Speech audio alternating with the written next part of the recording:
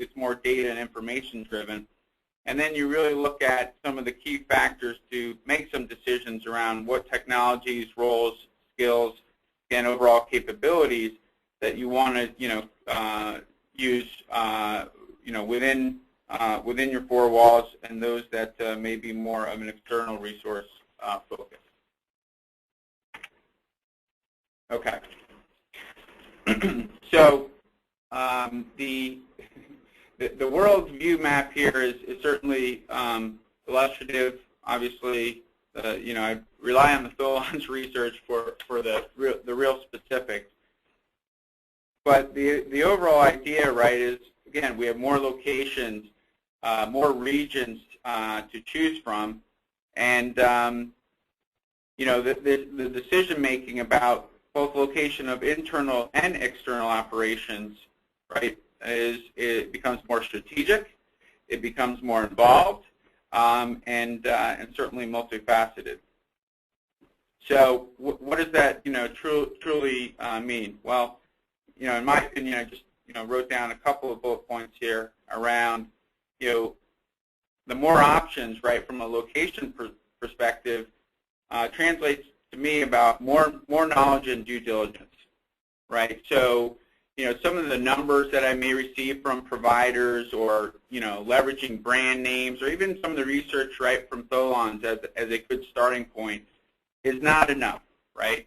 As sort of sourcing practitioners, we really need to sort of get under the covers and really understand both at a location or region level, city, but also even the providers themselves. I'll tell you, in some of the decisions that we've made over the last couple of years, it's been interesting about some of the challenges we've had.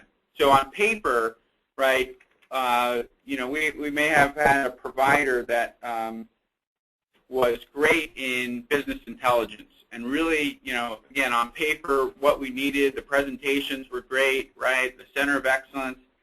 But in reality, what actually happened was that there wasn't a lot of availability of those resources.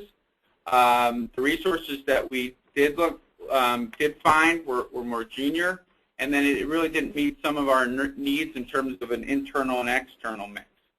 So again, I think these are some of the things that those of you out there may be seeing or should keep in mind. More options certainly, are causing us to look at, different strategies. That could be either, using providers to reach certain locations.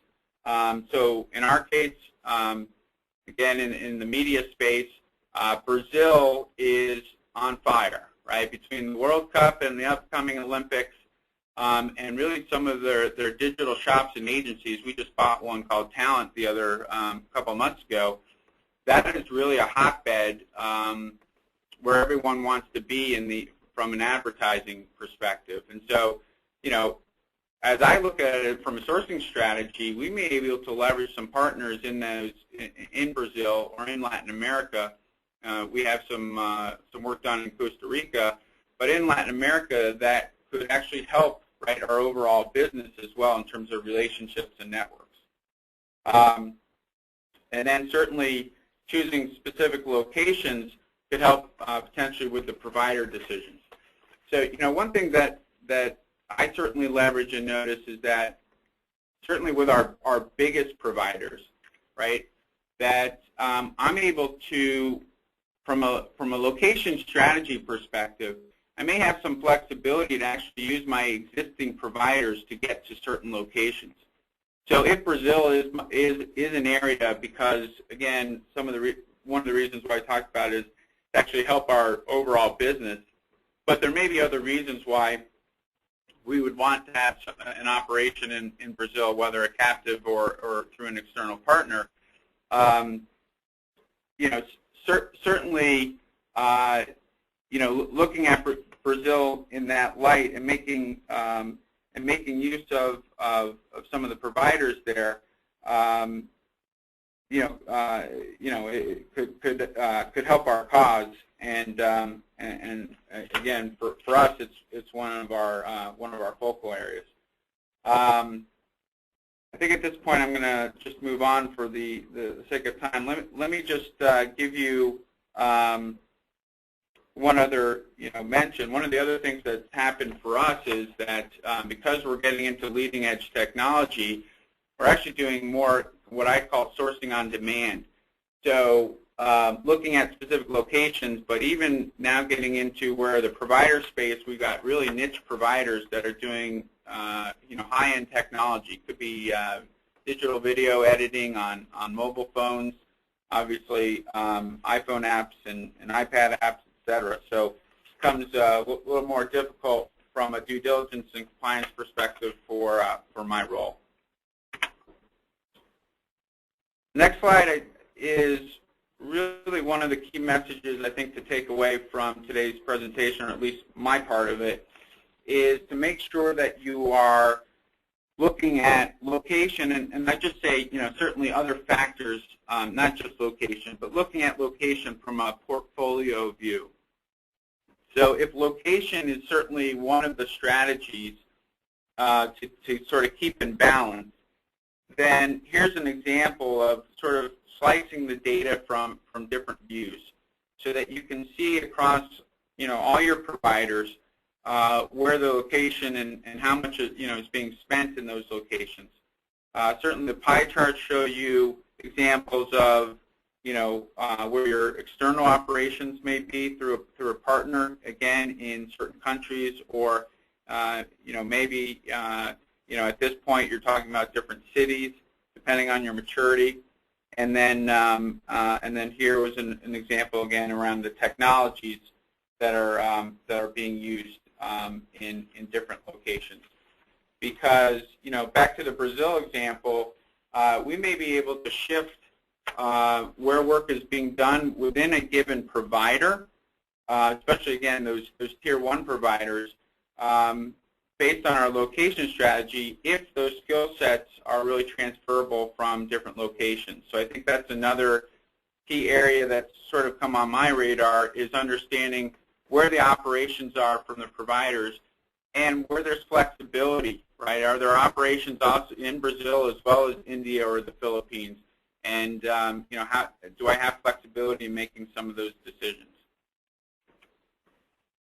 Okay, so I just wanted to also leave you with one last slide, which is some other things to consider when looking at location strategies.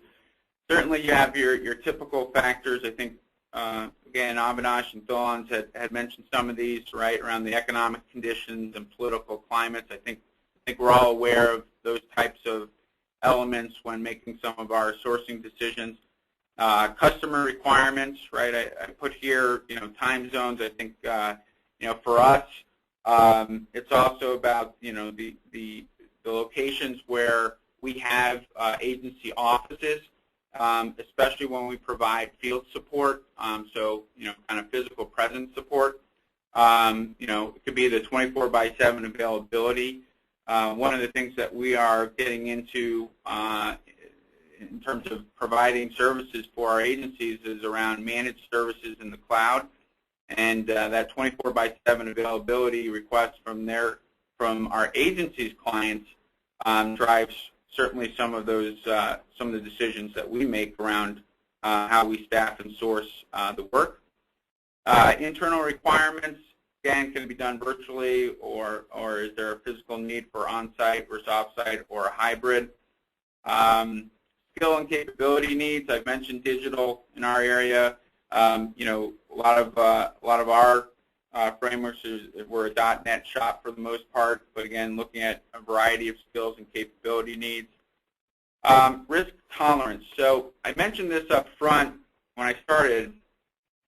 The environment here at Resources IT is very different from environments at other companies that I've done work for. So we are very much immature in using different locations, especially with external providers, in delivering work. So, probably maybe 75 out of those 100 locations, right, while they're great on the list, would not be in reality something that to me are feasible options, right? Going to China, for example, while for many organizations that may be the next step, for us that step is years away. So you need to understand your own internal climate and what maturity and experience even your resources have to be able to work within this sort of global operating model. Understanding the availability of other provider options for kind of a contingency or plan B. And then, I've talked about leveraging providers for other business reasons. So with that, I'm going to pass it back to Ed. I know we only have a limited amount of time to take questions.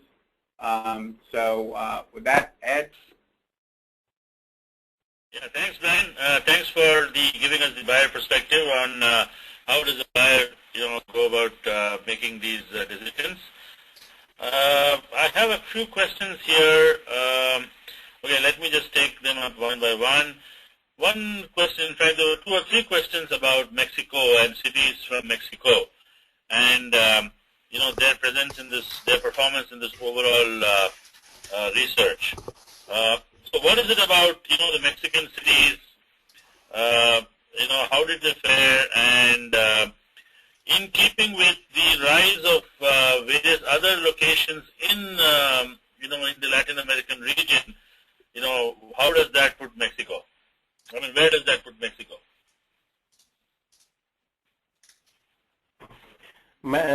This is Avinash here. So, Ed, I think Manuel would be the right person to front those questions on more details. So, Manuel, if you can,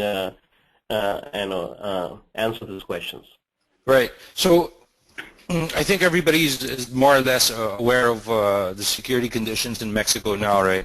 So the 3 Mexican cities that we had previously ranked in the previous year's lists have all actually gone down. So I guess that answers your question, Ed. And it's typically what we had referred to as a risk versus reality, or the perception of risk. But in the situation of Mexico, as many of you have followed, I'm sure, the risk perception is actually reality, right? So it's something that we consider strongly when we talk to our clients, and when we refer our clients to South America to consider, the risk factors. Okay. Okay, I have one more question about, okay, where is it? In Colombia, I mean, this is just a point question. In Colombia, why is the city, I hope I'm pronouncing it right, Barranquilla? Why is the Colombia city Barranquilla? Yeah.